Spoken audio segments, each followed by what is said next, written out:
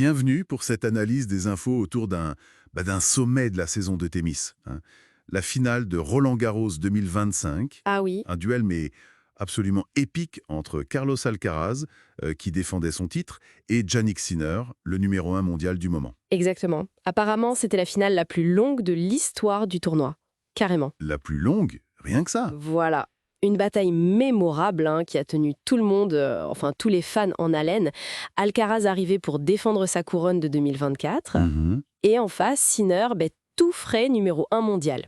L'idée ici, c'est d'explorer un peu leur parcours récent à partir des infos qu'on a sur leur profil, leur perf, surtout à Roland. D'accord. Et le point clé qu'il faut retenir tout de suite, c'est qu'Alcaraz gagne à la fin, il conserve son titre. Oui. Mais après avoir sauvé des balles de match, c'est un scénario complètement dingue. Ah, ça, c'est sûr. Alors, commençons par Alcaraz, si on veut bien.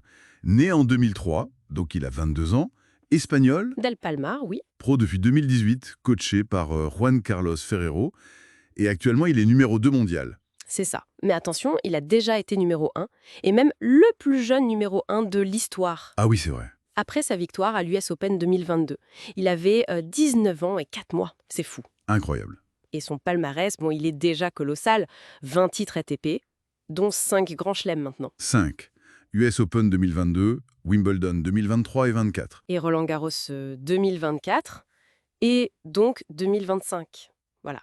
Plus 7 Masters 1000, une médaille d'argent au JO. Enfin, c'est vertigineux pour son âge, c'est clair. On le compare souvent aux plus grands. Mhm. Nadal jeune, Djokovic pour le déplacement, Federer pour le coup droit. Oui, ces comparaisons reviennent souvent. Mais qu'est-ce qui fait vraiment son style à lui, au-delà de ça? Je crois que c'est ce mélange unique, justement. Des qualités athlétiques, mais hors normes. Une vitesse folle, tu vois. Mhm. Cette capacité à contrer. Ça peut rappeler le jeune Nadal ou même un Monfils dans ses grands jours. Mais il y a aussi ce mouvement latéral à la Djokovic. D'accord. Et le jeu de jambes, la préparation du coup droit, là oui, on pense à Federer. Et surtout, les sources insistent là-dessus, une force mentale impressionnante. Ah oui, Cette capacité à jamais rien lâcher, quoi. Même quand c'est mal embarqué. et ça on l'a vu à Roland-Garros cette année. Défendre son titre, gagner cette finale marathon contre Sinner. En sauvant des balles de match. Voilà. Après avoir frôlé la défaite. Une ténacité incroyable. Tout à fait. Alors passons justement à Jannik Sinner. Lui, né en 2001, italien du Tyrol du Sud. Ancien skieur de haut niveau d'ailleurs. Oui, ancien champion de ski junior, ça explique peut-être une partie de sa fluidité, de son équilibre sur le court. Possible. Et donc il est devenu le premier Italien numéro 1 mondial. C'était en juin 2024. Exactement un moment historique pour le tennis italien. Et son palmarès à lui aussi est remarquable. 19 titres ATP. Dont 3 grands chelems assez récents, Open d'Australie 2024 et 2025 et l'US Open 2024. Plus le Masters en 2024. Grosse série sur dur là. Une machine sur dur. Mais début 2025 un peu compliqué pour lui, hein. Il y a eu cette affaire extrasportive? Une suspension de 3 mois. C'est ça. Les sources parlent d'un contrôle positif au clostebol. Clostebol, c'est quoi exactement? C'est un stéroïde anabolisant, en gros. Il a été contrôlé positif fin 2024, D'accord. mais l'enquête a conclu à une contamination involontaire, a priori via une crème utilisée par son physio. Ah, d'accord. Pas d'intention de tricher donc? Non, aucune intention retenue. Mais une négligence lui a été reprochée et ça a mené à cette suspension de février à mai 2025. Ok. Il est revenu juste avant Roland-Garros alors? Pile pour la saison sur terre battue, oui. Il revient à Rome en mai et il va direct en finale. Pas mal pour un retour, hein. Finale qu'il perd. Contre Alcaraz, d'ailleurs. Ah, déjà. Et ce retour s'est confirmé à Roland. Il bat quand même Djokovic en demi. Oui, énorme perte. Il arrive en finale contre Alcaraz. Il mène, il a 3 balles de match et il perd. Comment on explique ça, cette fin de match?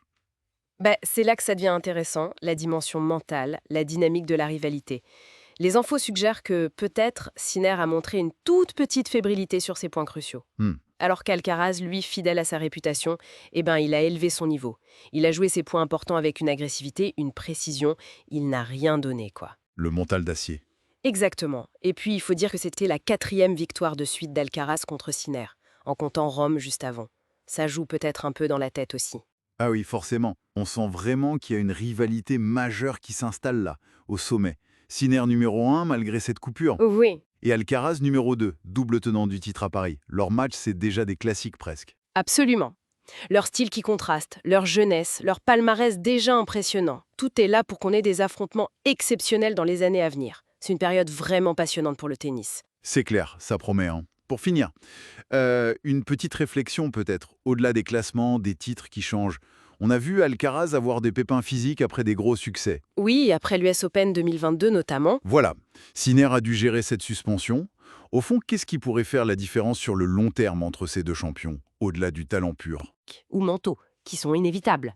Ok. Ensuite, l'intelligence tactique. Continuer à évoluer, à surprendre un adversaire qui finit par vous connaître par cœur. L'adaptation. Mhm. Et puis, bien sûr, la gestion du corps. La longévité. Gérer la fatigue, les saisons longues et exigeantes. Ça, sur 10 ou 15 ans derrière. C'est crucial. Voilà. Ces éléments un peu intangibles, la tête, le physique, sur la durée, l'adaptation, ça sera sans doute aussi décisif que la qualité de leur coup droit ou de leur revers pour marquer vraiment l'histoire de leur sport.